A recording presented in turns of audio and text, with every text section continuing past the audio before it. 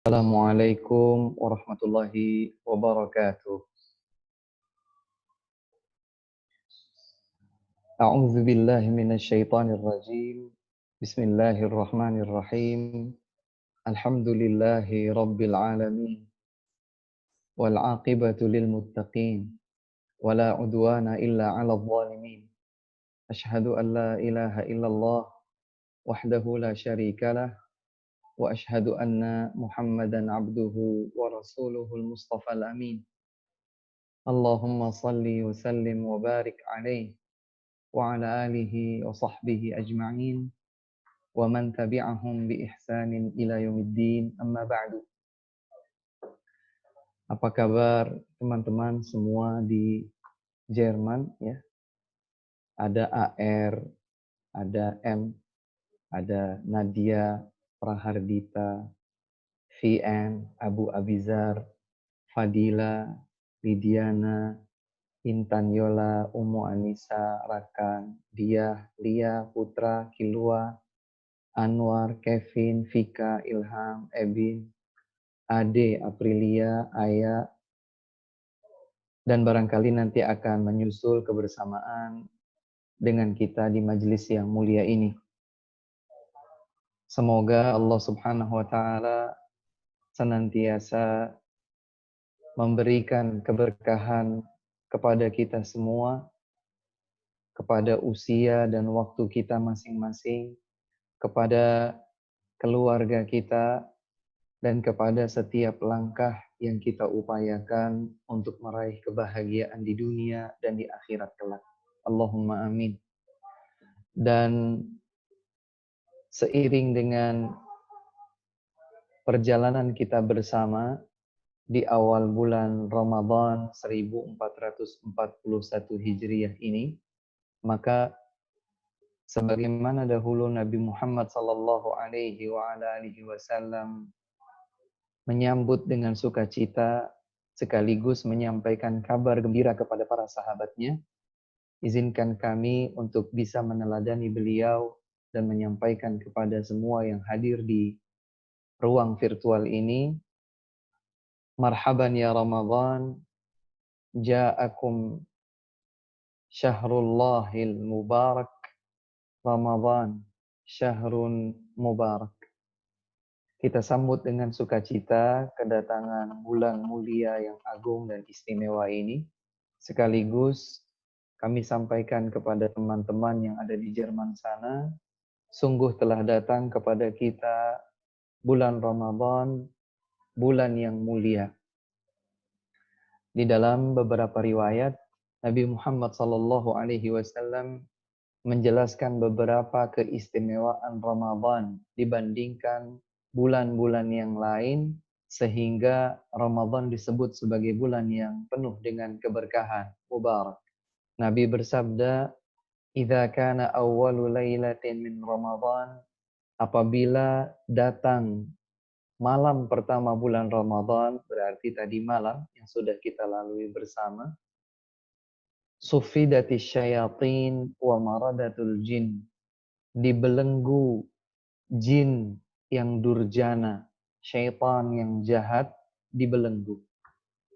Wa futihat abwabul jannah falam yughlaq minha bab, dibuka seluruh pintu surga. Ada 8 pintu surga, semua dibuka. Dan tidak ada satupun pintu surga yang tertutup. Wa futiha wa ghulliqat abwabun nar falam yuftah minha bab. Sebaliknya, seluruh pintu neraka ditutup dan tidak ada satu pintu neraka pun yang terbuka. Fayunadi munadin minas sama, dan ada yang berseru dari ketinggian di langit sana. Ya baghiyal khairi aqbil, wa ya baghiyal syarri aqsir. Wahai para pencari kebaikan, kemarilah, bergegaslah. Dan wahai para pelaku keburukan, hentikanlah. Walillahi utaqa'um minan nar wa dzalika fi kulli lailah. Dan ketahuilah bahwa Allah Subhanahu wa taala di bulan yang mulia dan penuh dengan keberkahan ini akan menentukan hamba-hamba yang dikehendakinya untuk dibebaskan dari belenggu api neraka, dan itu terjadi di setiap malam sepanjang Ramadan. Subhanallah. Allahu Akbar. Maka mari kita sambut bulan Ramadan yang penuh dengan kemuliaan dan keberkahan ini dengan sukacita, semangat, optimisme, dan penuh dengan ketergantungan kepada Allah Subhanahu wa taala, memohon kepada Allah semoga Allah Subhanahu wa taala menjadikan Ramadan kita kali ini lebih baik daripada Ramadan kita sebelumnya. Allahumma amin. Selain ada kewajiban shiyam yang Allah Subhanahu wa taala jadikan sebagai salah satu dari rukun Islam, puasa Ramadan wajib bagi setiap muslim dan muslimah yang tidak terhalangi dengan penghalang puasa seperti safar atau sakit atau kondisi serupa lainnya. Maka semoga Allah Subhanahu wa taala menjadikan kita sebagai hamba-hamba yang mendapatkan taufik dari Allah Subhanahu wa taala di sepanjang bulan yang penuh berkah ini.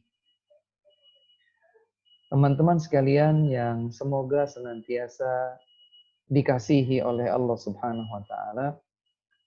Insyaallah dalam beberapa pertemuan jarak jauh seperti saat ini kita akan bersama-sama berada di sebuah majelis ilmu. Sebelum lebih lanjut, izinkan kami untuk mengingatkan ada sebuah hadis yang memberikan kabar gembira kepada kita semua. Suatu ketika Nabi Muhammad sallallahu alaihi wasallam melihat sebagian dari para sahabatnya duduk di masjid. Mereka duduk-duduk. Mereka berkumpul duduk-duduk di masjid. Kemudian Nabi sallallahu alaihi wasallam yang melewati mereka, beliau bertanya kepada mereka, "Ma ajlasakum?" Apa yang membuat kalian duduk-duduk di sini? Ternyata jawaban para sahabat radhiyallahu taala anhum adalah natadzakarul Islam wa ma mannallahu alaina min ni'am. Kami duduk di sini untuk saling mengingatkan kenikmatan Islam yang telah Allah Subhanahu wa taala anugerahkan kepada kami, sekaligus kami mengulang-ulang dan mengkaji tentang tuntunan Islam. Dengan jawaban dari para sahabat tersebut, Nabi lebih lanjut menyatakan, Allah ma ajlasakum illa dzalik. Bersumpahlah atas nama Allah, kalian benar-benar tidak duduk kecuali untuk tujuan tersebut. Maka para sahabat menyatakan, Wallahi ma ajlasana illa dzalik. Wahai Rasul, demi Allah, tidaklah yang membuat kami duduk bersama di sini kecuali hal tersebut. Kami ingin mengingat nikmat Allah Subhanahu wa taala berupa hidayah Islam, sekaligus kami ingin mempelajari segala sesuatu yang diajarkan oleh Islam di majelis ini. Kemudian sebagai pamungkasnya Nabi Shallallahu alaihi wasallam menyatakan, demi Allah, tidaklah aku meminta kalian untuk bersumpah kepada Allah karena aku tidak percaya kepada kalian, bukan. Bukan aku tidak percaya sehingga aku meminta kalian untuk bersumpah terlebih dahulu terhadap kebenaran jawaban kalian tadi. Akan tetapi yang membuatku meminta kalian untuk bersumpah adalah karena baru saja malaikat Jibril alaihi salam mendatangiku dan mengabarkan bahwa Allah Subhanahu wa taala telah membanggakan kalian di hadapan para malaikat.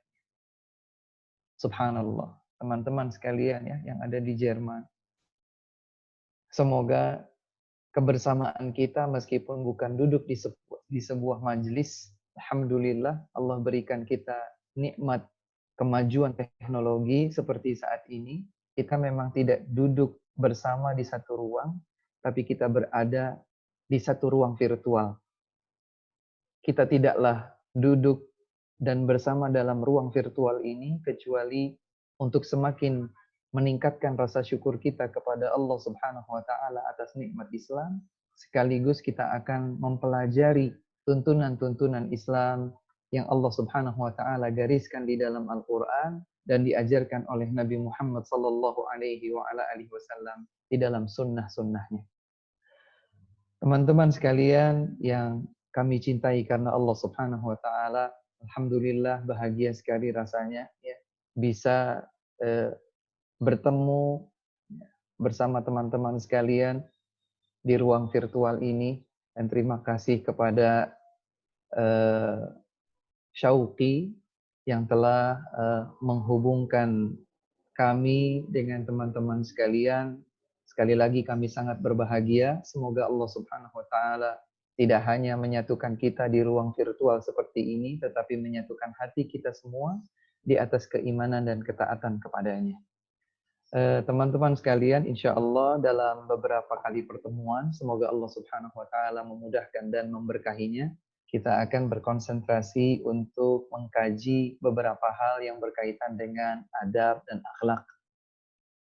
Akhlak di dalam bahasa Arab yang sudah diserap ke dalam bahasa Indonesia lebih sering diartikan sebagai perangai, ya, perilaku, budi pekerti, atau tabiat.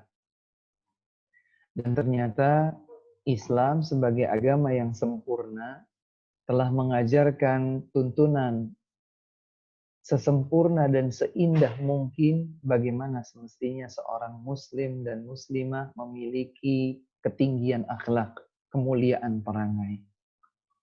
Bagaimana tidak? Karena sesungguhnya setiap bagian dari tuntunan agama adalah akhlak. Setiap bagian dari tuntunan agama adalah tuntunan akhlak. Perlu diketahui bahwa akhlak sama dengan agama, atau agama sama dengan akhlak. Dari mana kita ketahui hal tersebut? Boleh dicatat firman Allah Subhanahu wa taala dalam surat Al-Qalam. Dalam surat Al-Qalam ayat yang keempat. Allah Subhanahu wa taala berfirman, A'udzu billahi minasyaitonir rajim. Wa innaka la'ala khuluqin 'azim. Dan sesungguhnya engkau, wahai Muhammad sallallahu alaihi wasallam, berada di atas akhlak yang agung. La'ala khuluqin 'azim. Sungguh benar-benar berada di atas akhlak yang agung. Selanjutnya kalau kita menelaah dan ingin mengetahui apa makna akhlak agung dalam ayat ini, maka akan kita dapatkan di dalam tafsir At-Tabari. Tafsir At-Tabari. Dan Al-Imam Ibnu Jarir At-Tabari adalah ayahanda kita semua, kakek buyut kita semua dalam disiplin ilmu tafsir. Karena siapa saja yang ingin mengetahui tafsir sesuai dengan pemahaman generasi terbaik umat ini, sahabat, tabi'in, tabi'ut tabi'in, dan generasi yang mengikuti kebenaran sebagaimana diajarkan oleh Nabi Shallallahu Alaihi Wasallam, mereka pasti akan merujuk tafsir-tafsir ayatnya kepada tafsir At-Tabari. Yang demikian itu disebabkan karena Imam Ibnu Jarir At-Tabari rahimahullah berkomitmen agar setiap ayat yang ditafsirkan, maka sumber tafsirnya itu adalah dari ayat yang serupa atau dari hadis dan dari riwayat para sahabat Nabi Sallallahu Alaihi Wasallam atau generasi tabi'in setelah sahabat. Al-Quran tidaklah diturunkan kecuali di hadapan para sahabat Nabi. Nabi Sallallahu Alaihi Wasallam pertama kali membacakan ayat-ayat Al-Quran di hadapan para sahabat. Nabi Muhammad Sallallahu Alaihi Wasallam menyampaikan hadis sabda-sabdanya di hadapan para sahabat. Tak heran kalau ternyata para sahabat adalah satu-satunya generasi yang paling mengerti maksud dan makna setiap dari tafsir ayat-ayat Al-Quran. Nah, Imam At-Tabari rahimahullah berkomitmen untuk menyusun kitab tafsirnya setiap ayat berdasarkan riwayat pemahaman para sahabat, para tabi'in, tabi'ut tabi'in, generasi-generasi terbaik umat Islam ini. Kalau kita mencari penjelasan tentang makna khuluqin azim yang secara tekstual artinya akhlak yang agung, maka di dalam tafsir At-Tabari disebutkan bahwa beliau sahabat Abdullah bin Abbas radhiyallahu anhuma menafsirkan bahwa la'ala khuluqin azim berada di atas akhlak yang agung, ai la'ala dinin azim. Artinya adalah beliau Nabi Muhammad sallallahu alaihi wasallam benar-benar berada di atas agama yang agung. Jadi definisi akhlak yang agung adalah agama yang agung. Sehingga para ulama menyatakan, kalau ingin tahu apa sih akhlak yang dituntunkan dalam Islam, maka jawabannya adalah semua tuntunan Islam adalah akhlak. Semua tuntunan Islam adalah pembentukan karakteristik, perangai, tabiat, perilaku seorang muslim dan muslimah untuk menjadi seorang muslim yang sejati, muslimah yang hakiki. Oleh sebab itu, teman-teman sekalian yang ada di sana, kalau kita ingin mempelajari akhlak yang dituntunkan Islam, maka kita sudah berada di atas sebuah kebaikan yang besar. Kenapa? Karena artinya kita akan belajar tentang semua tuntunan. Apakah tuntunan itu bersifat atau memiliki ruang lingkup akidah, ataukah tuntunan itu memiliki ruang lingkup akhlak, ibadah, apakah ruang lingkupnya adalah muamalah, hubungan interaksi sosial, atau yang lain. Maka kita belajar tentang Islam, kemudian kita amalkan, akan terbentuklah kepribadian akhlak sebagaimana dicerminkan oleh Nabi Muhammad sallallahu alaihi wasallam karena beliau telah dinyatakan oleh Allah Subhanahu wa taala, dilegitimasi, bahkan diberikan garansi oleh Allah Subhanahu wa taala bahwa Nabi Muhammad sallallahu alaihi wasallam telah benar-benar berada di atas akhlak yang agung, di atas tuntunan agama yang luhur. Dan oleh sebab itu pula Nabi Muhammad sallallahu alaihi wasallam pernah menyatakan di dalam sebuah hadis yang sahih diriwayatkan oleh Al-Bukhari dalam kitab Al-Adabul Mufrad bahwa beliau Nabi Muhammad sallallahu alaihi wasallam bersabda menyatakan innama bu'itsu liutammima salihal akhlaq. Sesungguhnya tidaklah aku diutus kecuali untuk menyempurnakan akhlak. Sesungguhnya hanyalah aku diutus untuk menyempurnakan akhlak. Allahu Akbar. Ungkapan Nabi Shallallahu Alaihi Wasallam ini seakan menggarisbawahi visi utama kenabian Rasulullah Shallallahu Alaihi Wasallam adalah untuk memperbaiki akhlak, untuk menyempurnakan akhlak. Coba teman-teman sekalian, kita telaah dengan singkat saja. Apakah Nabi Shallallahu Alaihi Wasallam hanya mengajarkan bagaimana bersosial? Apakah beliau mengajarkan tentang prinsip berkeyakinan? Iya.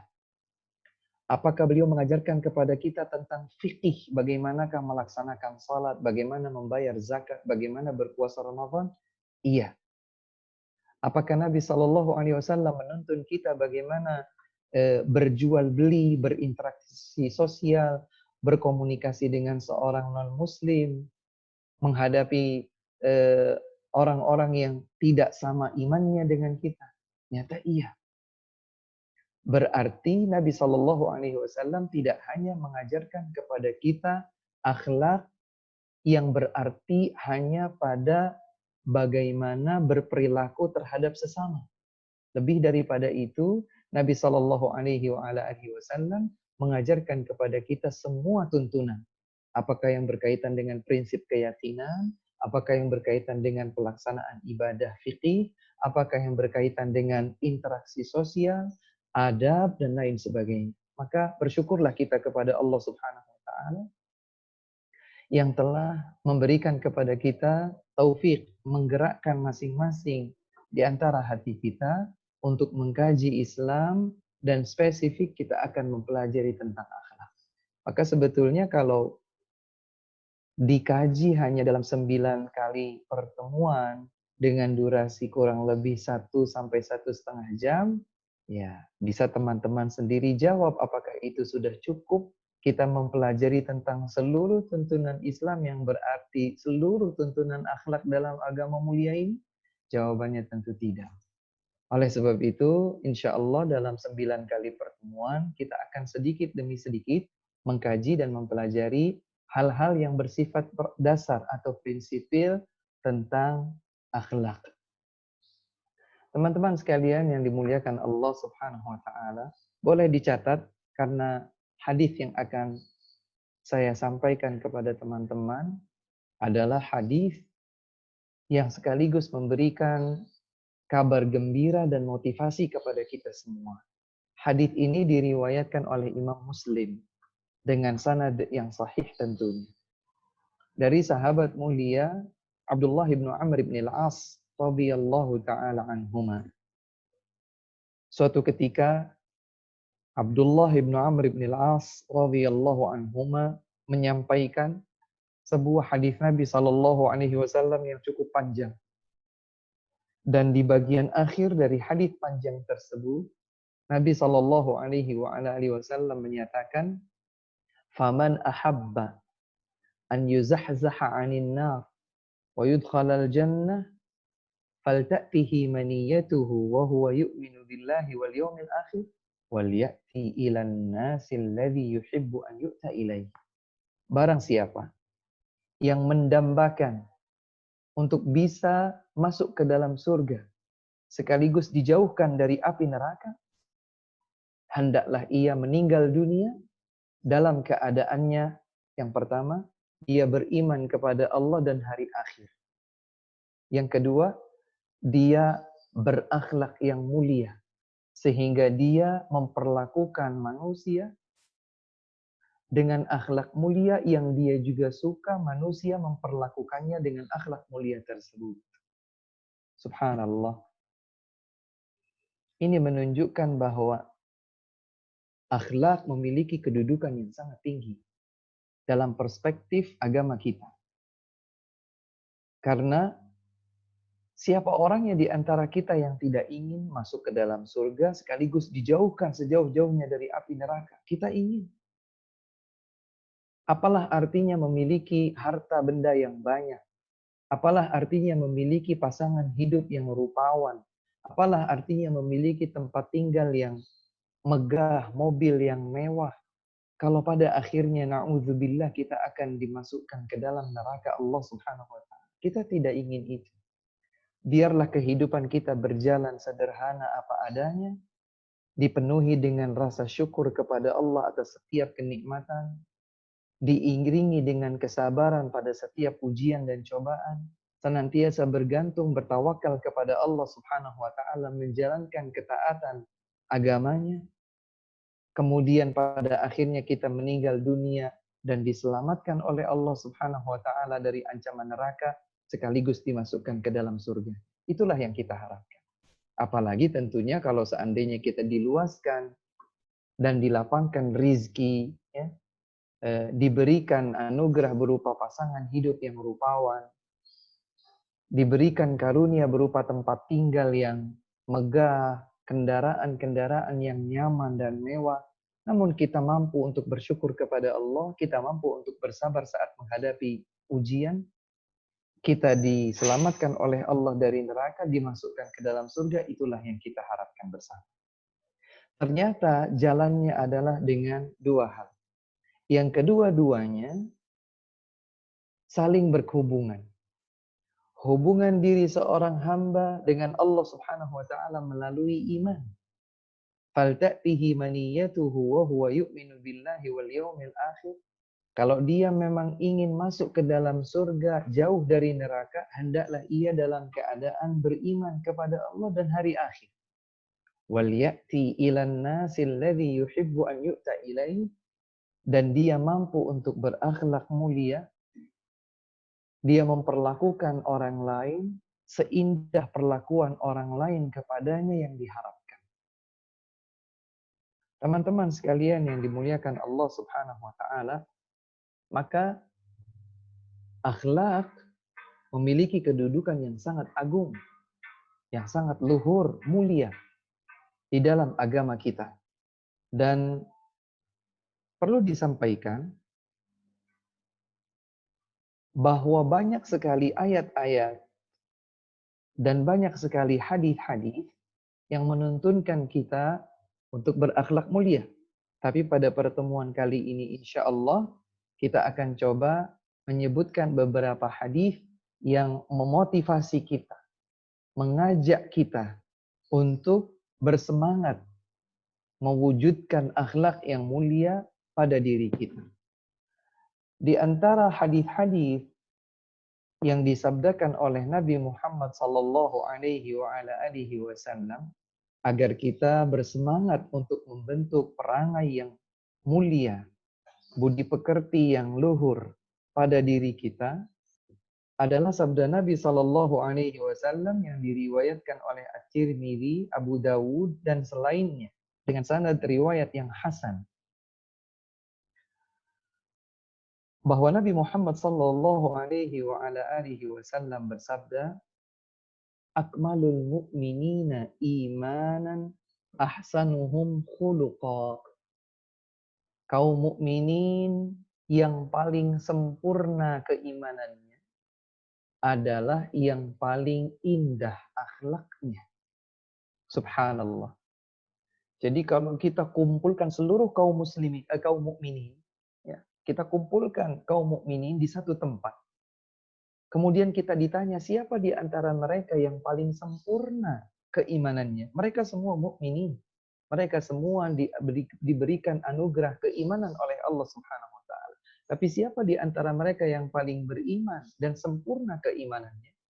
Ternyata hadis ini menjawab. Kata Nabi Shallallahu alaihi wasallam, yang paling sempurna keimanannya di antara seluruh kaum mukminin adalah yang paling baik akhlaknya, yang paling indah akhlaknya, yang paling mulia budi pekertinya. Subhanallah. Tentunya kita ingin menjadi kaum mukminin yang tidak hanya sekedar asal-asalan beriman, tidak hanya sekedar ikut-ikutan beriman. Kita ingin meraih derajat keimanan yang sempurna. Ternyata keimanan yang sempurna diraih dengan akhlak. Bukan hanya sekedar akhlak bersama atau terhadap sesama makhluk, bukan sekedar berbudi pekerti yang luhur terhadap sesama manusia, tetapi juga berakhlak yang mulia, berhubungan baik dengan Allah Subhanahu wa taala. Maka hadis yang pertama ini adalah hadis yang menyebutkan tentang kedudukan luhur Islam, kedudukan luhur akhlak mulia dalam tuntunan Islam. Karena seorang mukmin menjadi sempurna keimanannya manakala ia adalah seseorang yang memiliki akhlak mulia. Kemudian selanjutnya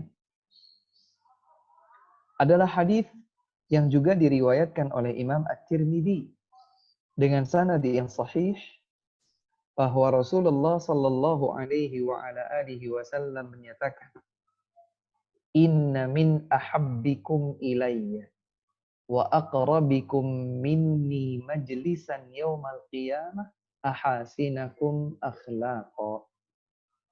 Kata beliau, Nabi tercinta Muhammad sallallahu alaihi wasallam, sesungguhnya di antara yang paling aku cintai dari kalian dan di antara yang akan paling dekat tempatnya bersamaku di dalam surga kelak adalah mereka yang paling berakhlak mulia.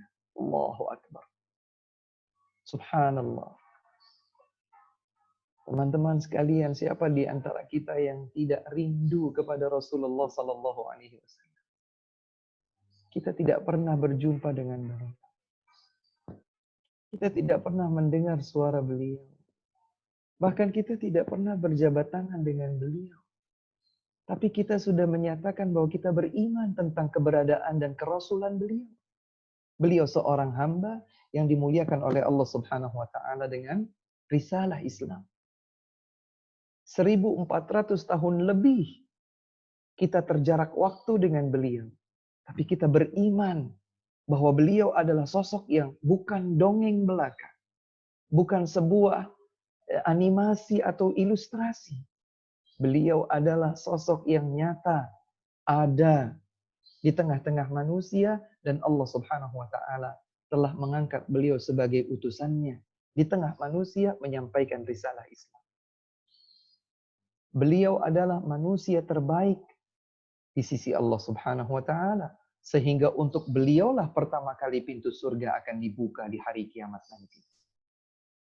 Dan ketika semua nabi menolak karena mereka merasa tidak pantas untuk memberikan syafaat kepada manusia, ternyata Nabi Shallallahu Alaihi Wasallam satu-satunya Rasul yang diizinkan pertama kali oleh Allah Subhanahu Wa Taala untuk mengajukan syafaat.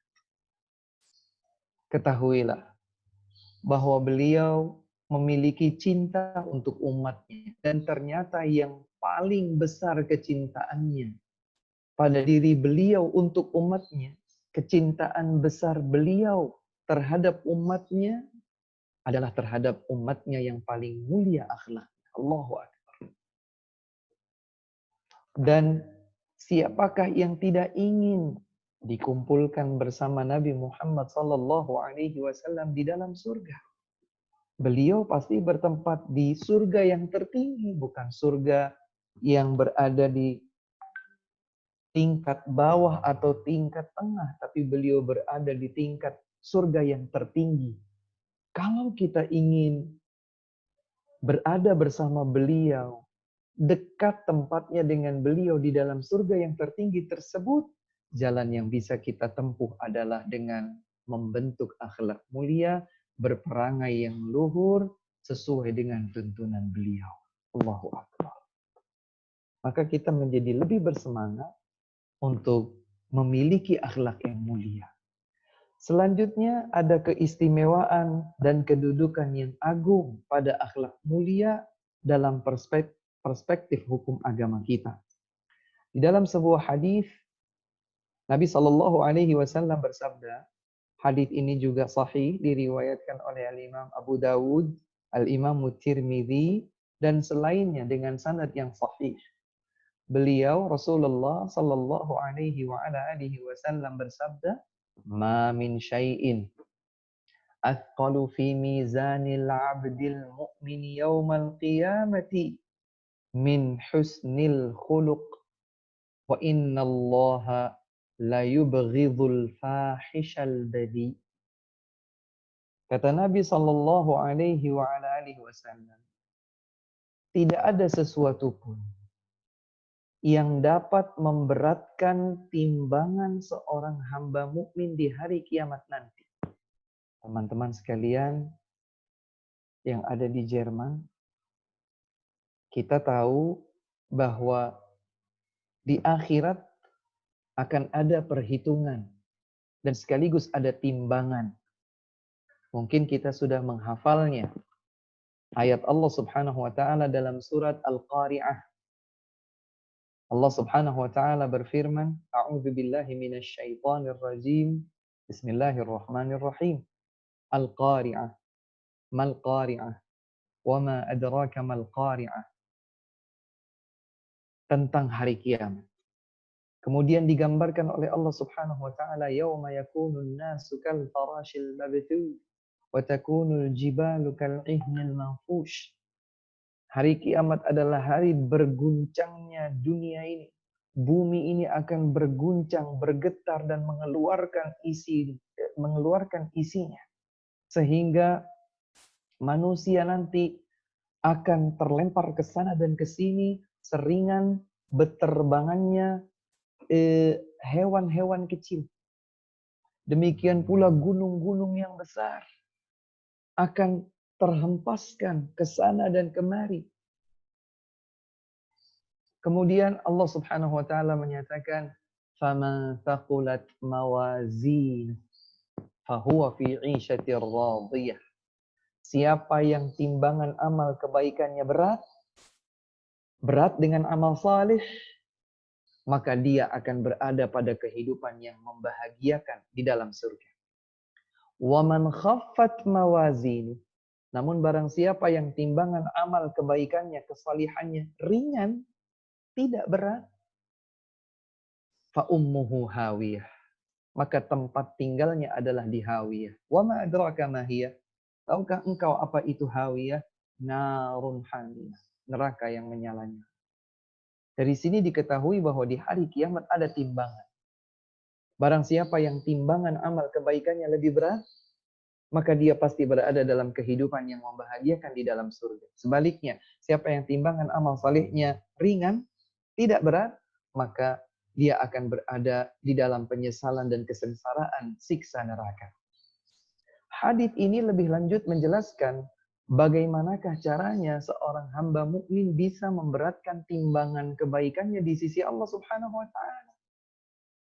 Kata Nabi Shallallahu Alaihi Wasallam, tidak ada sesuatu pun yang dapat memberatkan timbangan amal kebaikan seorang mukmin di sisi Allah Subhanahu Wa Taala lebih berat daripada akhlak yang mulia.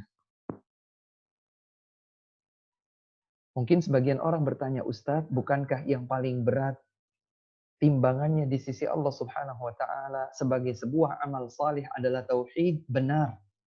Dan tauhid adalah bagian dari akhlak yang mulia. Ketika seorang hamba tidak bertauhid kepada Allah, tidak mengesahkan Allah Subhanahu wa taala, tidak menjadikan ibadahnya hanya tertuju kepada Allah Subhanahu wa taala, berarti dia belum berakhlak yang mulia. Tadi sudah disebutkan bahwa akhlak yang mulia itu memiliki ruang lingkup yang luas. Hubungan baik diri seorang hamba dengan Allah dan hubungan baik diri seorang hamba dengan sesama makhluk Allah Subhanahu wa taala. Maka kembali kepada hadis yang memotivasi kita untuk belajar tentang akhlak mulia serta merealisasikan akhlak mulia pada diri dan kehidupan kita. Bahwa kata Nabi Shallallahu Alaihi Wasallam, tidak ada sesuatu pun yang dapat memberatkan timbangan amal kebaikan seorang hamba mukmin di hari kiamat nanti melebihi akhlak yang mulia. Dan sesungguhnya Allah Subhanahu Wa Taala membenci, la yubghid, sungguh benar-benar membenci al-fahish al-badi, orang-orang yang berbuat keji, kotor, baik dengan ucapan maupun perbuatan. Baik yang ia lakukan untuk diri sendiri atau untuk orang lain. Subhanallah, Allah benci kepada siapa saja yang melakukan keburukan, perbuatan yang keji, perbuatan yang kotor, baik ia lakukan untuk dirinya sendiri atau ia lakukan terhadap orang lain. Baik yang dilakukannya dengan lisan ataupun dilakukannya dengan amal perbuatan. Allah benci. Yang Allah Subhanahu wa taala cintai adalah akhlak mulia sehingga Allah menjadikannya sebagai pemberat timbangan seorang hamba mukmin di hari kiamat nanti. Teman-temanku yang semoga senantiasa disayangi oleh Allah Subhanahu wa taala. Demikian pula Nabi sallallahu alaihi wasallam menyatakan dalam sebuah hadis yang sahih juga diriwayatkan oleh Imam Abu Dawud. Nabi bersabda, "Innal mu'mina la yudriku bihusni khuluqihi darajatas shaimil qa'im." Kata Nabi sallallahu alaihi wasallam, sesungguhnya seorang mukmin bisa menyusul derajat seseorang yang ahli salat, ahli puasa.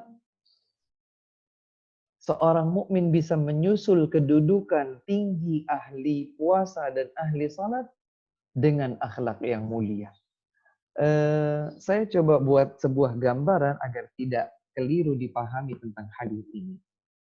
Ada dua orang muslim. Muslim yang pertama, dia sangat rajin dan dekat dengan ibadah berupa salat. Tidak terkecuali salat malam. Tidak terkecuali salat duha. Masya Allah, untuk urusan salat 5 waktu, untuk urusan salat nafilah, salat yang bersifat anjuran, apakah salat duha, ataukah salat tarawih kalau di bulan Ramadan, atau salat malam. Ya. Untuk urusan salat, qabliyah, ba'diyah, tahiyatul masjid, 2 rakaat setelah wudhu, salat sunnah mutlaqah, dan salat-salat yang lain. Kemudian ada muslim yang lain, B, ternyata dia mungkin kuantitas dan kadar sholatnya tidak sehebat si A yang pertama tadi. Tapi si B ini adalah ahli puasa. Bukan hanya puasa bulan Ramadannya ia jalankan sebaik mungkin. Ia juga menjalankan puasa-puasa bersifat anjuran atau sunnah yang lainnya. Puasa Senin Kamis misalnya dia jalankan, puasa Daud dia jalankan, puasa 3 hari di setiap bulan Hijriyah, Ayyamul Bir dia jalankan, puasa Ashura dia jalankan, puasa Tasu'a dia jalankan, puasa Arafah dia jalankan, dan semua anjuran puasa, Masya Allah. Sehingga si A tinggi derajatnya di sisi Allah Subhanahu wa taala dengan salatnya, si B tinggi derajatnya di sisi Allah Subhanahu wa taala dengan puasa. Ini dengan salat, ini dengan puasa. Maka Nabi Shallallahu alaihi wasallam menyatakan, ada seorang mukmin, mungkin level salatnya tidak seperti si A, level puasanya tidak seperti B. Dia salatnya hanya salat 5 waktu, dilengkapi dengan qabliyah dan ba'diyah. Sungguh dia telah menjalankan yang wajib, dia telah menyempurnakan dengan yang nafilah, tapi dari sisi kuantitas mungkin tidak sehebat si A. Demikian pula seorang mukmin ini berpuasa di bulan Ramadan, tapi dia tidak melakukan puasa-puasa yang lainnya. Dia tidak puasa Syawal, dia tidak puasa Senin Kamis, dia tidak puasa Daud, dia tidak puasa 3 hari setiap bulan Qamariyah. Dia tidak lakukan itu.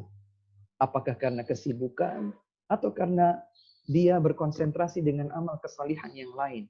Tapi kata Nabi Shallallahu alaihi wasallam berdasarkan hadis ini, innal mu'mina la yudriku bihusni khuluqihi darajatas sha'imil qa'im. Seorang mukmin bisa menyusul derajat yang telah dicapai oleh seorang ahli salat, ahli puasa, meskipun dia bukan ahli salat, ahli puasa, tapi mukmin ini bisa menyusul derajatnya dengan akhlaknya yang mulia. Subhanallah.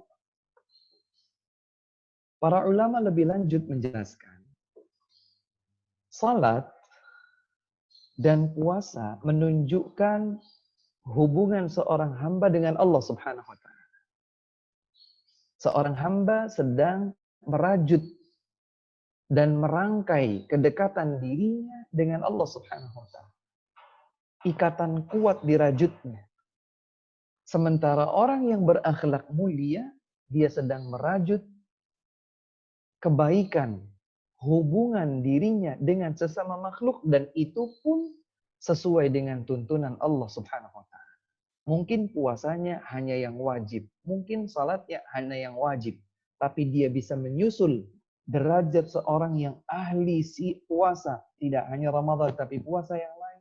Ahli salat, bukan hanya salat 5 waktu tapi salat yang lain. Seorang mukmin bisa menyusul meski dengan amalan wajibnya, salatnya wajib, puasanya wajib, tapi bisa menyusul derajat yang tadi dengan cara berakhlak mulia. Allahu Akbar. Oleh sebab itu, teman-teman sekalian yang dimuliakan Allah Subhanahu wa taala, jangan sampai kita memandang sebelah mata tentang akhlak yang mulia. Tentu sekali lagi ketika kita bicara tentang akhlak yang mulia, maka akhlak yang mulia adalah semua yang dituntunkan dalam Islam. Senyumnya, salamnya, tegur sapanya, empatinya, uluran bantuannya, ya. Dia memaafkan atau mudah meminta maaf, rendah hati, tidak angkuh di hadapan yang lain, mendahulukan orang lain untuk urusan dunia, dan lain sebagainya. Maka semua yang dituntunkan oleh Islam dia kerjakan sebagai bagian dari pencerminan akhlak yang mulia, maka dia akan berada pada kedudukan yang tinggi di sisi Allah Subhanahu wa taala. Kemudian, teman-teman sekalian, ada berbagai ayat yang Allah Subhanahu wa taala firmankan dan nanti insya Allah kita akan kaji juga dalam sesi-sesi yang lain. Karena satu ayat dengan satu hadis tentang akhlak memiliki keterikatan, ya, memiliki keterikatan. Sebetulnya saya sudah mencoba untuk menyusun dalam 9 kali pertemuan apa saja yang akan kita bahas pada pertemuan-pertemuan sampai pertemuan yang ke-9. Nah, ini adalah pertemuan kita yang pertama tentang keagungan akhlak dalam Islam. Bagian yang pertama, insya Allah pada pertemuan berikutnya ada keagungan akhlak dalam Islam, bagian yang kedua. Selanjutnya ada ragam perangai manusia, insya Allah ini juga akan kita bahas. Kemudian ada keteladanan akhlak yang ada pada diri Rasulullah Sallallahu Alaihi Wasallam. Kita akan bercermin bagaimanakah diri kita di hadapan keteladanan indah akhlak Nabi Muhammad sallallahu alaihi wasallam. Kemudian ada kajian tentang wasiat pesan mulia Luqman Al-Hakim, sampai-sampai Allah Subhanahu wa taala menyebutkan nama Luqman untuk surat. Ya, Allah Subhanahu wa taala menyebutkan nama Luqman Al-Hakim di dalam Al-Qur'an. Sehingga di dalam Al-Qur'an kita dapatkan ada surat bernama surat Luqman. Kemudian ada 10 wasiat abadi bagian 1, ada 10 wasiat abadi bagian kedua. Kemudian pada pertemuan yang ke-8 kita akan mengkaji tentang doa-doa seputar akhlak, dan bagian yang ke-9 kita akan konsisten di atas jalan kebaikan akhlak yang mulia. Pada 9 pertemuan tersebut akan kita coba bahas satu persatu ayat-ayat dan hadis-hadis yang berhubungan dengan hal ini. Tentu sebetulnya dalam disiplin ilmu adab atau akhlak nanti akan ada klasifikasi-klasifikasi lebih terperinci, seperti misalnya bagaimanakah akhlak seseorang terhadap kedua orang tuanya, ayat-ayatnya, hadis-hadisnya. Bahkan banyak di antara para ulama hadis mengkhususkan riwayat-riwayat hadis dari Nabi Muhammad SAW yang menyebutkan tentang bagaimanakah semestinya seorang hamba mukmin berakhlak mulia terhadap kedua orang tuanya. Kemudian bagaimana akhlak dan adab orang tua kepada anak-anaknya. Ini juga khusus ada sendiri. Kemudian bagaimana akhlak seorang suami kepada istrinya, sebaliknya seorang istri kepada suaminya. Bagaimana akhlak seseorang kepada tetangganya, bagaimana akhlak seseorang kepada non-muslim, bagaimana akhlak seseorang kepada yang lebih tua, kepada yang lebih muda, kepada pembantu, pelayannya, kepada atasannya, kepada pemimpinnya, kepada bawahannya, dan seterusnya. Tentu saja untuk mengkaji ini semua tidak cukup ya 9 kali pertemuan, tetapi pada 9 kali pertemuan ini insya Allah kita akan mengkaji hal-hal yang lebih prinsipil terlebih dahulu untuk mengokohkan kita semua tentang akhlak. Jika Allah Subhanahu wa taala panjangkan usia kita, Allah Subhanahu wa taala berkahi waktu kita, semoga Allah Subhanahu wa taala bisa mempertemukan kita kembali untuk lebih intensif mengkaji tentang satu persatu tuntunan akhlak yang lebih spesifik dalam ruang lingkup yang khusus. Kiranya demikian materi yang disampaikan. Apabila terdapat pertanyaan dari teman-teman sekalian, baik seputar materi atau hal-hal yang berhubungan dengan akhlak, maka dipersilakan. Wallahu ta'ala a'lam wa akhiru da'wana alhamdulillahi rabbil alamin. Apa Ustaz? Ya. Alhamdulillah. Apa Ustaz? Masya Allah. Ya. Ikut bangun sahur. Jazakumullah khairan Ustaz. Masya Allah. Wa jazakumullah khairan. Jazakumullah khairan Ustaz atas materinya. Alhamdulillahirabbil alamin. Banyak sekali ilmu-ilmu baru yang kita dapatkan. Semoga Allah senantiasa memperbaiki diri kita dan juga antum Ustaz, semoga selalu dilimpahkan keberkahan oleh Allah Subhanahu wa taala. Bagi teman-teman, Amin, amin, amin. Jazakumullah khairan.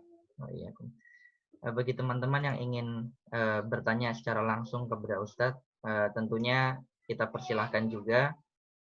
Tapi untuk terlebih dahulu mengacungkan tangannya melalui fitur raise hand supaya saya bisa tahu siapa yang duluan mengacungkan tangan, lalu akan kita persilahkan untuk bertanya secara langsung. Jika tidak ingin bertanya secara langsung, dapat juga untuk menggunakan fitur chatting, jadi tinggal ditulis saja pertanyaannya, insya Allah kita bacakan.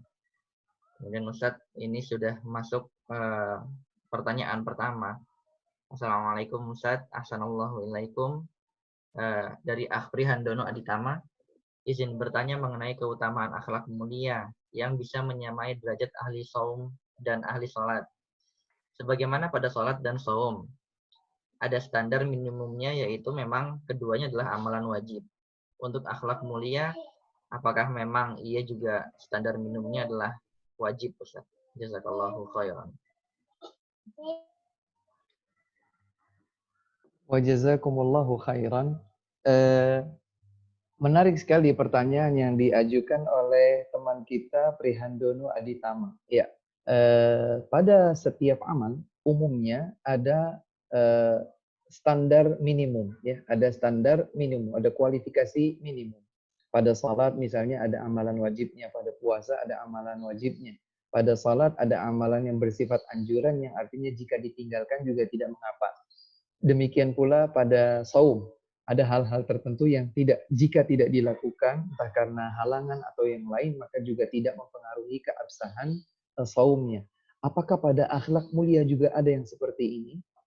Nah, tentu saja, kalau digeneralisir tentang akhlak mulianya, akan menjadikan kita justru melihat satu persatu. Misalnya, akhlak kita kepada orang tua.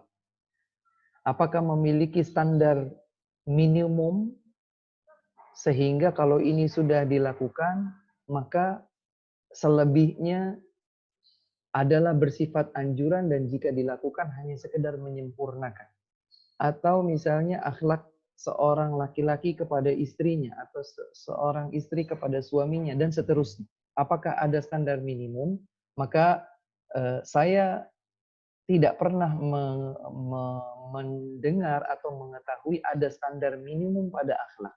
Tetapi para ulama menyatakan bahwa semakin seseorang itu menunaikan apa yang seharusnya ditunaikannya pada akhlak yang mulia, maka semakin sempurnalah akhlaknya. Karenanya tadi Nabi SAW menyatakan akmalul mu'minina imanan ahsanuhum khuluqa. Yang paling sempurna keimanannya adalah yang paling baik akhlaknya. Sehingga anjurannya itu untuk ke atas, bukan ke bawah sekedar untuk memenuhi yang minimum. Nanti insya Allah pada tema yang akan datang, kita akan bahas firman Allah Subhanahu wa taala, rangkaian ayat yang ada dalam surat Ali Imran, ya. Ayat 133 dan seterusnya. Kita akan bahas insya Allah. Karena sebagian tuntunan akhlak mulia ada yang dipandang sebelah mata oleh sebagian orang. Contoh sederhana, tersenyum. Kita itu biasanya tersenyum kepada seseorang yang kita kenal. Atau seseorang yang memang kita ada simpatik kepadanya, atau sedang ingin mencari perhatiannya, maka kita coba lontarkan atau kita perlihatkan senyuman. Adapun orang yang kita tidak kenal, tapi kita yakin dia seorang muslim, kita ketemu di masjid misalnya, Kita ketemu di masjid. Seorang muslim pastinya. Sama-sama keluar dari masjid setelah sholat. Muslim. Kita berpapasan wajah. Merasa tidak kenal, maka kita tidak senyum. Begitu atau tidak kira-kira? Ini umumnya. Apakah orang yang tidak tersenyum artinya berdosa? Kalau tidak tersenyumnya, jawabannya, kalau tidak tersenyumnya artinya bermuka masam sehingga menimbulkan prasangka buruk pada orang lain, maka muka masamnya bisa jadi bernilai dosa. Tapi kalau dia tidak memberikan muka masam, hanya saja memang dia tidak tersenyum, berarti dia, kita katakan dia hanya kehilangan kesempatan untuk meraih pahala sedekah ketika dia bisa memberikan senyuman. Ya. Jadi saya belum mengetahui bahwa ada ulama yang menyatakan standar minimumnya akhlak mulia itu seperti ini. Kalau sudah seperti ini berarti yang lainnya hanya sekedar penyempurna saja. Yang wajib adalah ini. Tidak. Tapi nanti insya Allah juga kita akan bahas pada ayatul wasaya al-ashr. Ya, ada beberapa tuntunan akhlak yang ditekankan oleh Allah Subhanahu wa taala dalam beberapa ayat tertentu, di antaranya dalam surat Al-A'raf dan Al-Isra. Dan itulah yang disebutkan oleh Allah Subhanahu wa taala pada 10 wasiat, ya. Adapun akhlak-akhlak yang lain tidak disebutkan. Apakah artinya akhlak ini adalah standar minimumnya? Ternyata juga kami tidak dapatkan para ulama menyebutkan bahwa itu adalah standar minimum, karena Nabi Shallallahu alaihi wasallam menyatakan innama bu'itsu liutammima salihal akhlak. Aku diutus untuk menyempurnakan akhlak yang sempurna. Berarti semuanya, semua yang dituntunkan oleh beliau adalah bagian dari penyempurnaan akhlak. Wallahu taala a'lam.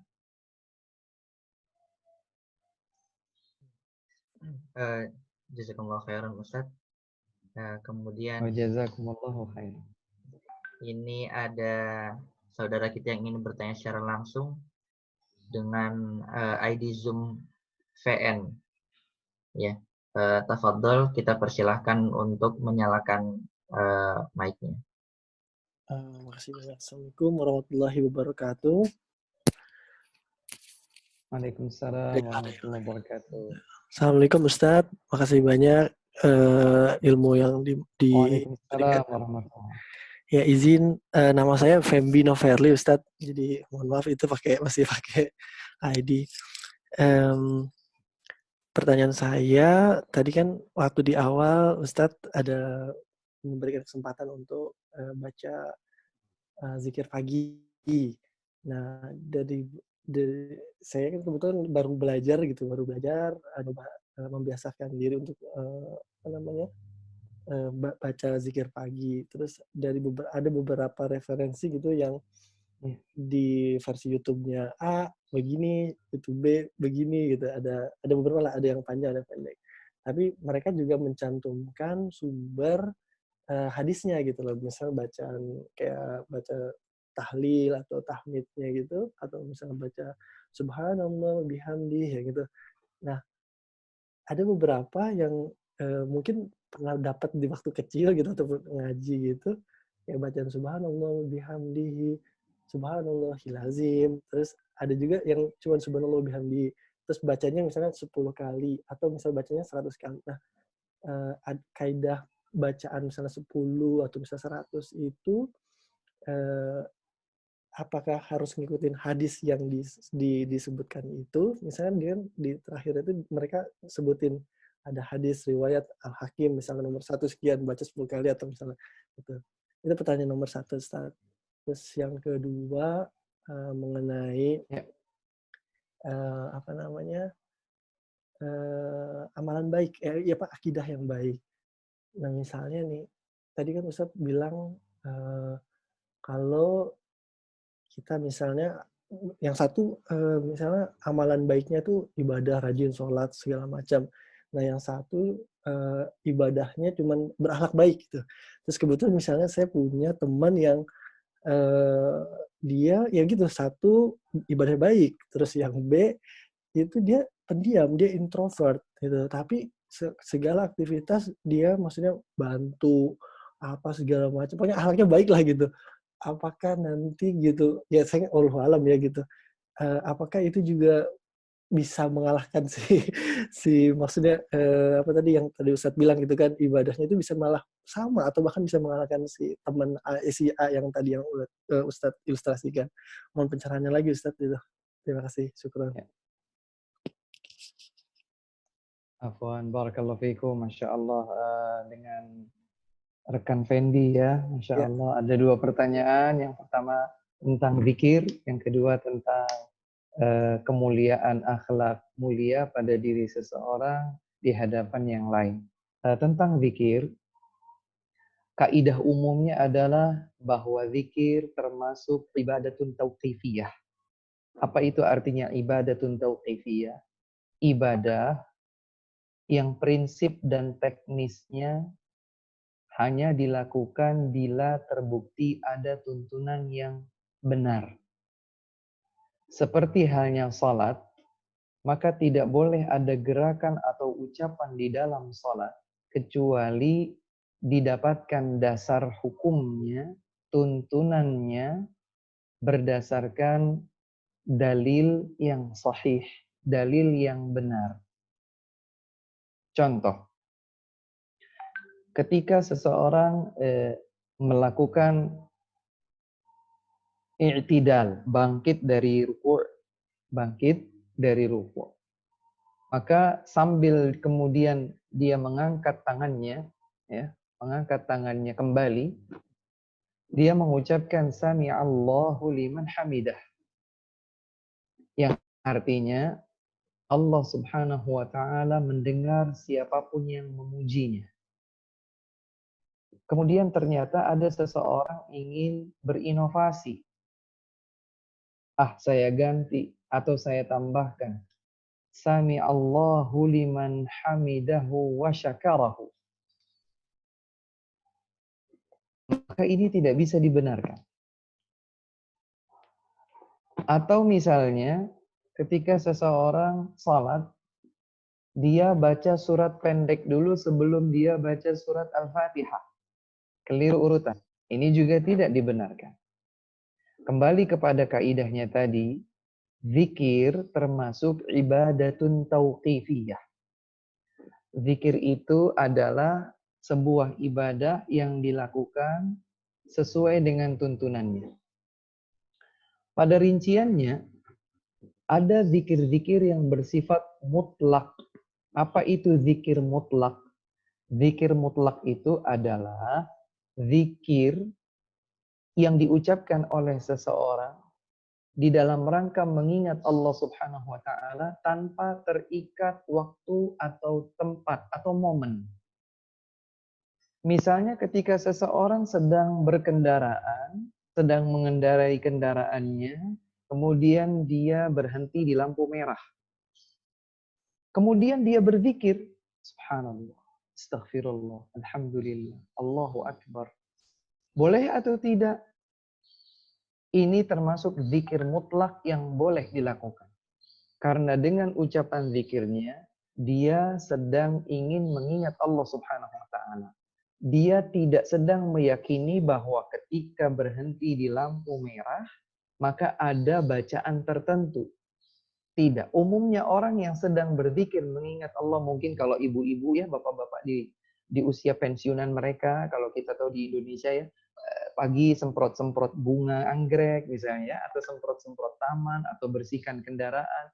Maka sambil itu semua dilakukan oleh mereka, mereka membaca istighfar, astagfirullah, subhanallah, la ilaha illallah, Allahu akbar. Tanpa meyakini bahwa zikir tersebut memang zikir yang diucapkan seiring dengan aktivitas yang sedang dikerjakan. Ini disebut zikir mutlak dan boleh. Dalilnya adalah firman Allah Subhanahu wa taala, ya ayyuhalladzina amanu dzkurullaha dzikran katsira. Wahai hamba-hamba yang beriman, berzikirlah kalian kepada Allah Subhanahu wa taala dengan zikir yang banyak. Maka zikir seperti ini disebut zikir mutlak. Tidak terikat dengan waktu, tempat, atau momen. Yang kedua adalah zikrun muqayyad. Zikir yang terikat. Terikat dengan waktu, atau terikat dengan tempat, atau terikat dengan momen. Di antara contoh zikir yang terikat dengan waktu adalah zikir setelah salat. Maka zikir yang dibaca seperti hanya yang biasa kita baca setelah salat, tidak kita baca sebelum tidur. Tidak pula kita baca seperti itu ketika kita sedang misalnya di mana begitu. Tidak. Itu karena zikir yang dituntunkan oleh Nabi SAW beliau ucapkan setelah selesai salat. Demikian pula dengan zikir pagi dan sore. Ini termasuk zikir muqayyad. Zikir yang terikat dengan waktu atau momen, yaitu setelah salat subuh sampai terbitnya matahari. Sampai terbitnya matahari. Atau zikir sore, yaitu dari mulai tergelincirnya matahari ke arah barat, setelah melebihi bayangan dua kali tombak, ya, artinya waktu asar sampai terbenamnya matahari. Maka ini disebut zikir muqayyad. Nah, kaidah az-zikru tauqifi, zikir itu adalah ibadah yang tauqifiyah, yang hanya terbatas pada sesuai tuntunannya, berlaku pada zikir muqayyad. Nah, kembali kepada pertanyaan tadi rekan Fendi ya, bahwa zikir di pagi hari atau zikir pagi, yaitu yang kita baca selepas sholat subuh sampai momennya itu sampai terbitnya matahari, termasuk zikir muqayyad. Maka tidak kita lakukan kecuali dengan tuntunannya. Terbukti ada di dalam riwayat. Baik, yang dipertanyakan adalah seseorang mendapatkan dari misalnya lebih dari satu referensi, ternyata tuntunan zikirnya beda-beda. Ya, tuntunan zikirnya beda-beda. Mungkin beda bacaannya, mungkin beda urutannya, mungkin beda bilangan pengucapan zikirnya dan seterusnya. Lalu bagaimana? Apakah yang demikian ini boleh? Apalagi sebagian orang misalnya zikirnya sesuai dengan yang selama ini dihafalnya sejak kecil. Nah, maka kami ingatkan dalam hal ini hendaklah kita ketika berzikir, termasuk specifically adalah zikir pagi atau sore, zikir yang ditentukan atau dituntunkan oleh Nabi Muhammad SAW. Bagi seseorang yang belum mengetahui langkah-langkah untuk melakukan verifikasi validitas sebuah riwayat, ya keterangan yang dia dapatkan, misalnya bacalah zikir ini sesuai dengan riwayat Imam Al-Hakim, Imam At-Tabrani, Imam At-Tirmidzi, Imam Abu Dawud, Imam An-Nasai dan seterusnya. Karena dia tidak memiliki kapasitas untuk melakukan validasi terhadap keabsahan hadis riwayat, maka dia ikuti apa yang dia baca. Tapi bagi mereka yang memiliki kemampuan untuk melakukan validasi, apakah dengan mencari, apakah dengan bertanya, apakah dengan selektivitas mengikuti buku-buku yang penulisnya diketahui berkomitmen hanya menukilkan hadis-hadis yang sahih saja misalnya, maka itu dilakukan. Oleh sebab itu teman-teman yang baik melalui media sosial, jejaring media sosial ya, internet, atau mungkin ada bentuk-bentuk buku fisik ya, bacaan zikir, coba lakukan setidaknya selektivitas ya, seleksi. Jika penulisnya diketahui atau setidaknya menyampaikan di dalam muqaddimah bukunya bahwa dia berkomitmen untuk hanya menukilkan riwayat-riwayat yang sahih dalam zikir, maka lakukan. Bisa diikuti. Namun apabila tidak ada dasarnya, ya, pokoknya dulu diajarkan seperti ini.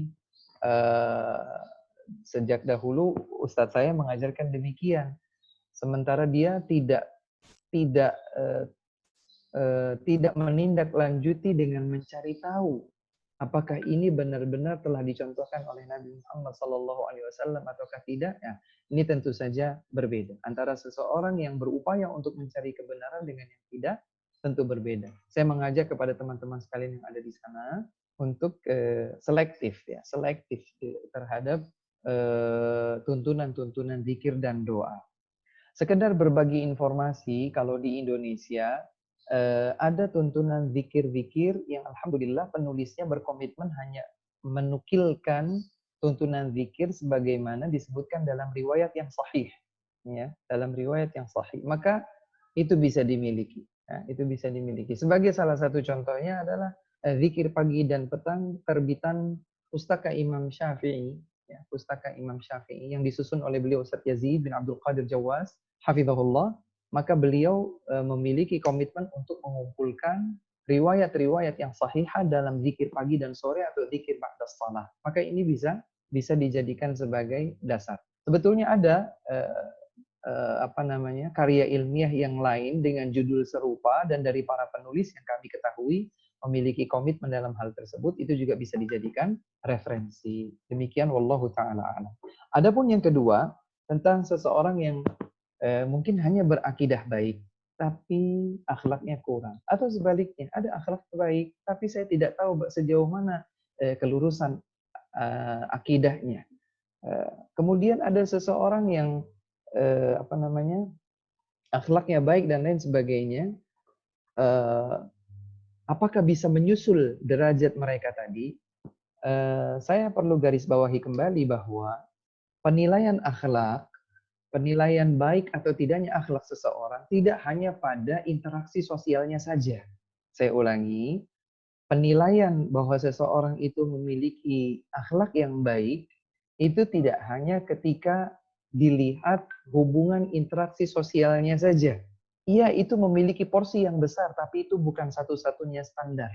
Ya, interaksi sosial bersama manusia itu bukan satu-satunya standar, meskipun dia memiliki porsi yang besar. Bagaimana misalnya seseorang, mohon maaf, dalam realita kehidupan, ini saya ketahui tidak sedikit ya dari jamaah yang bertanya baik secara langsung ataupun by phone ataupun dengan chat dan lain sebagainya. Keluhan misalnya pasangan hidupnya.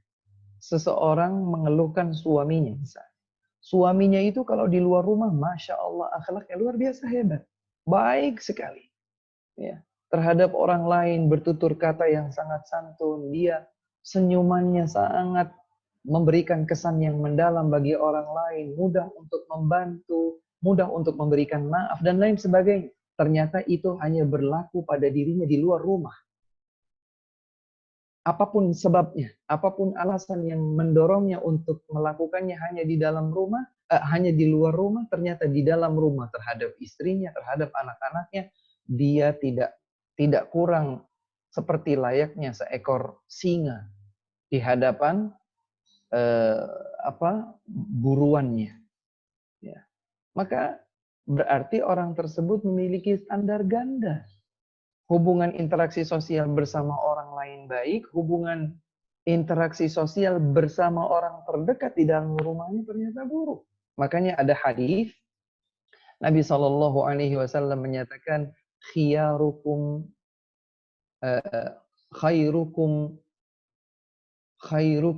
li ahlihi wa ana khairukum li ahli. Yang paling baik di antara kalian adalah yang paling baik terhadap istrinya. Dan aku, kata Rasul sallallahu alaihi wasallam, adalah yang paling baik terhadap istri-istriku. Artinya akhlak yang baik kepada seorang istri memiliki porsi yang dan kedudukan yang tinggi di dalam Islam. Ya. Sekali lagi bahwa hubungan interaksi sosial yang baik bukan satu-satunya standar, walaupun memang memiliki memiliki porsi yang besar sebagai sebuah penilaian. Dan ketika disebutkan akhlak, maka ini meliputi keseimbangan hubungan baik seorang hamba kepada Allah dan hubungan baik seorang hamba kepada sesama makhluk Allah. Adapun hadis yang tadi disebutkan, innal mu'mina la yudriku bi husni khuluqihi darajat as-sha'imil qa'im. Seorang mukmin bisa dengan akhlak mulianya, dia bisa menyusul derajat tinggi seseorang yang ahli ibadah dengan puasa ataupun sholat. Artinya mukmin ini bukan tidak sholat, dia sholat, tapi dia hanya lakukan yang wajib-wajib saja. Bukan kemudian dia tidak sholat, dia tidak puasa Ramadan, tapi akhlaknya baik. Oh berarti ini bisa menyusul. Oh enggak. Dia ini melakukan batasan wajibnya seperti sholat. Nah ini ada juga hubungan dengan pertanyaan yang tadi ya sebelumnya. Dia melakukan yang wajib-wajib pada sholatnya, pada puasanya. Ya. Dia tidak tinggalkan, dia tidak abaikan. Tapi ada orang yang sholatnya bukan hanya wajib, tapi juga sholat qabliyah, sholat ba'diyah, sholat ini, sholat itu, puasa dan demikian. Sehingga menyusul dari sisi sholat. Menyusul tingkatan atau menjadi lebih tinggi tingkatannya dengan sholat dan puasanya. Maka orang ini meskipun puasanya atau sholatnya hanya yang wajib saja, sehingga seakan dia tertinggal, dia bisa menyusul. Bukan dengan salat, bukan dengan puasa, tetapi dengan akhlak yang mulia. Dari sini kemudian para ulama menyatakan bahwa akhlak yang mulia, artinya interaksi yang mulia, akhlak perangai budi pekerti yang mulia, bisa bernilai baik di sisi Allah Subhanahu wa taala seperti nilai baik salat dan puasa. Karenanya tadi saya sebutkan salat dan puasa itu kan hubungan baik seorang hamba dengan Allah Subhanahu wa taala. Sementara akhlak mulia bisa berhubungan dengan orang lain, artinya sesama makhluk. Maka ternyata Allah Subhanahu wa taala menempatkan keduanya pada kedudukan yang sama. Ini menjaga hubungan baik dirinya dengan Allah Subhanahu wa taala, dan dia terus meninggi derajatnya dengan amalan-amalan yang bersifat anjuran atau nafilah, sementara yang ini dapat menyusul bukan dengan hal yang sama tetapi dengan akhlak yang mulia. Demikian wallahu taala a'lam.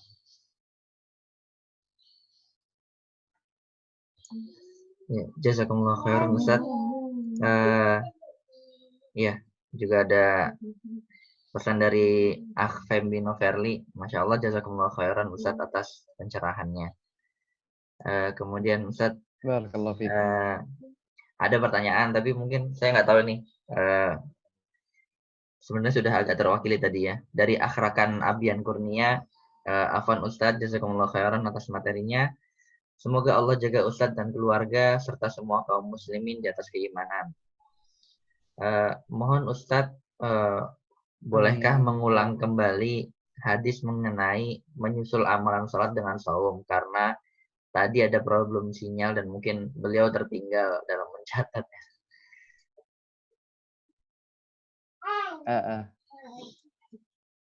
Baik, tadi sudah sempat disebutkan juga ya. Pada jawaban untuk pertanyaan dari rekan Fembi, saya ulangi sedikit ya. Hadits Nabi Shallallahu Alaihi Wasallam, beliau bersabda, Innal mu'mina la yudriku bi husni khuluqihi darajatas sha'imil qa'im. Saya coba sederhanakan. Kata Nabi Shallallahu Alaihi Wasallam, sesungguhnya seorang mukmin dengan akhlak mulianya, dia bisa menyusul derajat seseorang yang ahli puasa dan ahli salat, yang ahli salat dan ahli puasa. Bagaimana penjelasannya? Jadi ketika seseorang derajatnya semakin tinggi karena dia melakukan amalan yang berhubungan dengan Allah Subhanahu wa taala, hubungan baik dirinya dengan Allah melalui salat, melalui puasa. Sehingga dia tidak hanya melakukan yang wajib, tapi dia juga melakukan yang nafilah. Sehingga derajatnya tinggi. Kemudian ada seorang mukmin, dia hanya melakukan yang wajib-wajib, salatnya yang wajib, puasanya yang wajib gitu. Sehingga terkesan dia mungkin derajatnya baru di sini. Ternyata mungkin bukan dengan salat dan puasa yang sunnah dia lakukan untuk bisa mendapatkan ketinggian derajat yang sama dengan yang ini. Tapi dia lakukan dengan akhlak yang mulia. Semakin berakhlak mulia, maka dia bisa menyusul kedudukan ahli ibadah yang saum dan salat tadi. Demikian ringkasnya dari yang tadi juga sudah disampaikan. Wallahu ta'ala a'lam. Jazakumullah khairan Ustaz. Kemudian ini ada pertanyaan terakhir ya, berhubung waktunya sudah sesuai yang dijanjikan.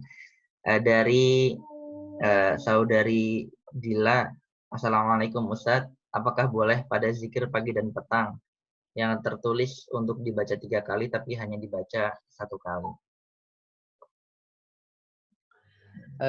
Naam, waalaikumsalam warahmatullahi wabarakatuh, rekan Dila ya.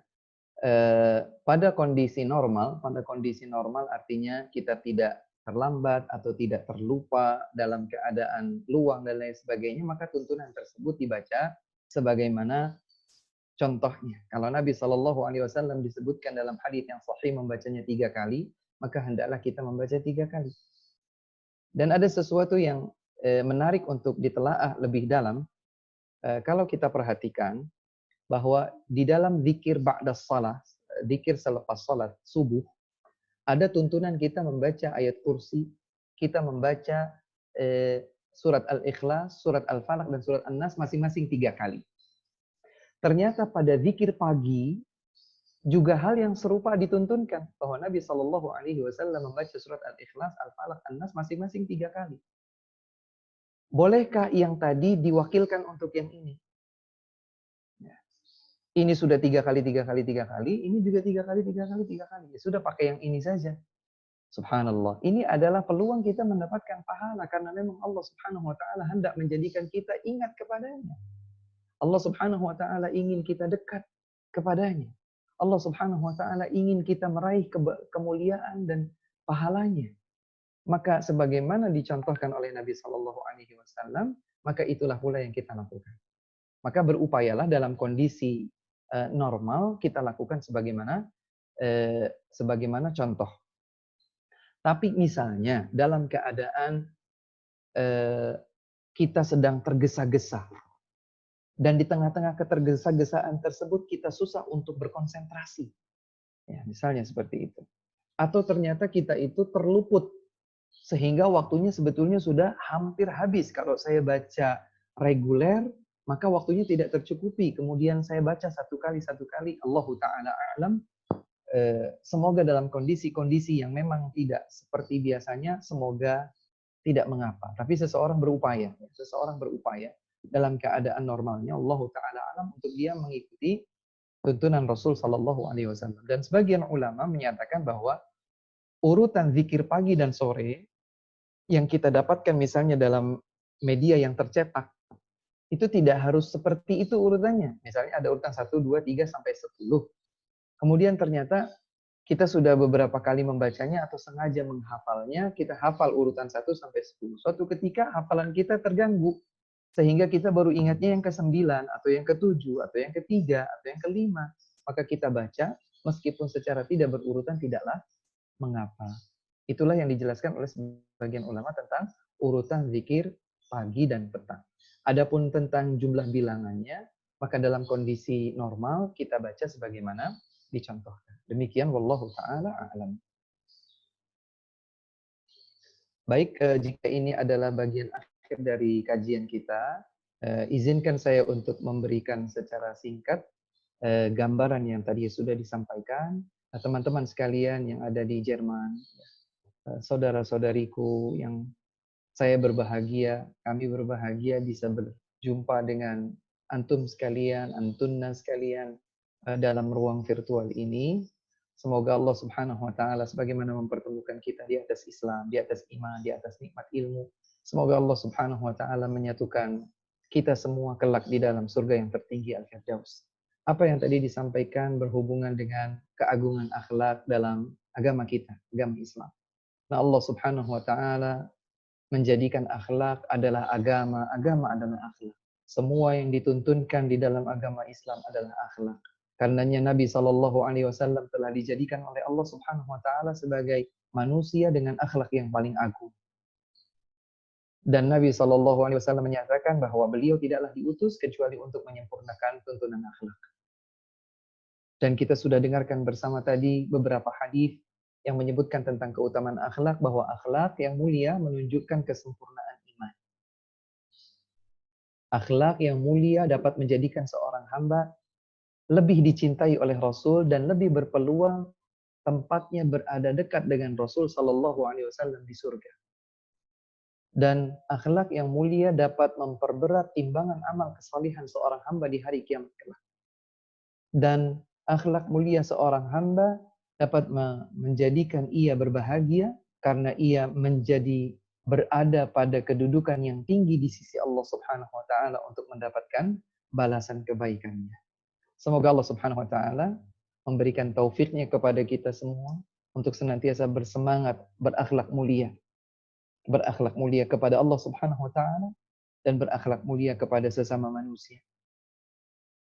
Dan semoga Allah Subhanahu wa taala memberikan kepada kita taufik agar kita istiqamah berada di atas jalannya.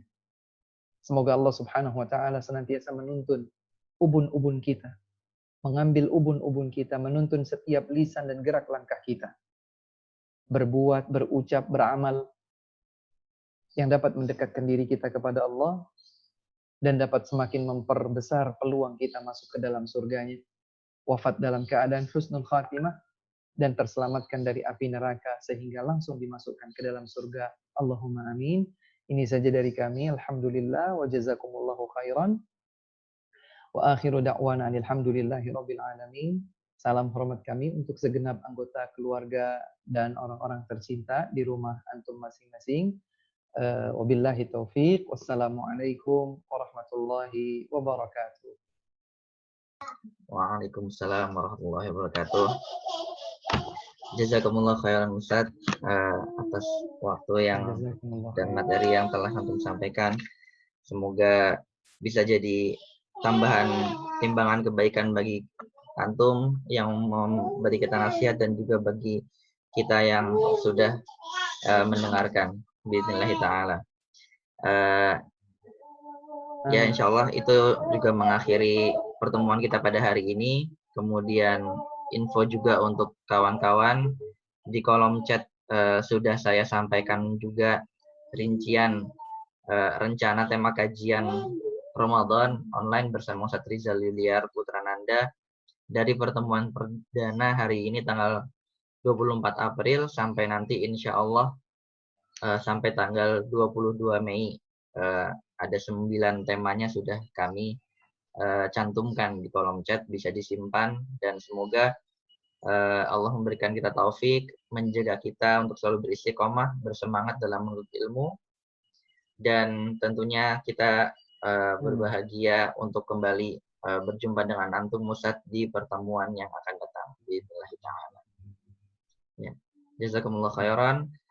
Kurang lebihnya Ana sebagai moderator juga berterima kasih dan meminta maaf kepada rekan-rekan sekalian bila ada kekurangan dalam moderasi dan lain-lain. Semoga